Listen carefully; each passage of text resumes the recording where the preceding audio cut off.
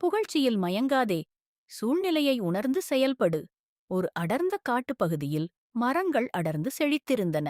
அங்கே ஏராளமான பறவைகளும் விலங்குகளும் வசித்து வந்தன.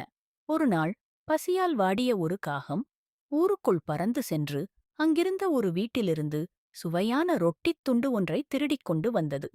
காகம் மிகவும் மகிழ்ச்சியுடன் அந்த ரொட்டி துண்டைக் கொண்டு காட்டுக்குத் திரும்பி ஓர் உயரமான மரத்தின் கிளையில் அமர்ந்தது. தன் அலகில் ரொட்டித் துண்டைக் கெட்டியாக பற்றிக் கொண்டு பாதுகாப்பாக அதை சாப்பிடத் தயாராகியது. அதே நேரம் அதே மரத்தடியின் அருகே ஒரு நரி வந்து சேர்ந்தது. அது மிகவும் தந்திரமானதும் புத்திசாலித்தனமானதுமான ஒரு விலங்கு.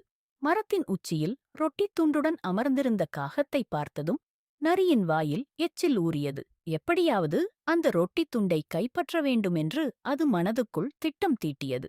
நரி சிறிது நேரம் யோசித்தது. ரொட்டித் துண்டை பறிக்க நேரடியாக சென்றால் காகம் பறந்துவிடும் என்பது அதற்குத் தெரியும். அதனால் அது ஒரு தந்திரமான உபாயத்தை கையாண்டது. நரி மெதுவாக மரத்தடியில் நின்று கொண்டு காகத்தை பார்த்து பேச ஆரம்பித்தது. அதன் குரலில் ஒருவித பணிவும் கனிவும் நிறைந்திருந்தது. "ஓ, அழகிய காகமே" என்று நரி மிகவும் இனிமையான குரலில் அழைத்தது. காகம் நரியை பார்த்தது. நரி தொடர்ந்தது. "உன் இறகுகள் எவ்வளவு பளபளப்பாக இருக்கின்றன! இந்த காட்டில் உன்னைப்போல் ஒரு கம்பீரமான பறவை இல்லை. உன் அழகைப் பற்றி கேள்விப்பட்டிருக்கிறேன். ஆனால் இப்போதுதான் நேரடியாக காண்கிறேன்." காகம் நரியின் புகழ்ச்சியைக் கேட்டு பெருமிதம் அடைந்தது. அது தன் தலையை உயர்த்தி தான் மிகவும் அழகானவன் என்று நம்பத் தொடங்கியது. நரி தனது புகழ்ச்சியைத் தொடர்ந்தது. "அத்துடன் உன் குரல் எவ்வளவு இனிமையானது என்று எல்லோரும் பேசுகிறார்கள். நீ ஒரு பாடகன் என்றும் உன் குரலைக் கேட்டால் மனதுக்கு மிகவும் அமைதியாக இருக்கும் என்றும் சொல்கிறார்கள். நான் இதுவரை உன் குரலைக் கேட்டதில்லை. ஒருமுறை நீ பாடினால் கேட்க எவ்வளவு ஆசையாக இருக்கிறது" என்று ஏக்கத்துடன் கூறியது. புகழ்ச்சியின் மாயவலையில் காகம் முழுமையாக சிக்கிக் கொண்டது. தன் அழகு மட்டுமல்லாமல் தன் குரலும் இனிமையானது என்று நரி புகழ்ந்ததும் காகத்திற்கு பெரும் சந்தோஷம் ஏற்பட்டது.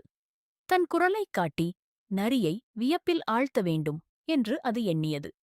ரொட்டித் துண்டு தன் அலகில் இருப்பதை மறந்து அது தன் வாயைத் திறந்து கா கா என்று பாட ஆரம்பித்தது. காகம் வாயைத் திறந்த அடுத்த நொடியே அதன் அலகில் இறுக்கமாகப் பிடித்திருந்த ரொட்டித் துண்டு நழுவி கீழே விழுந்தது. இதைத்தான் நரி எதிர்பார்த்துக் கொண்டிருந்தது.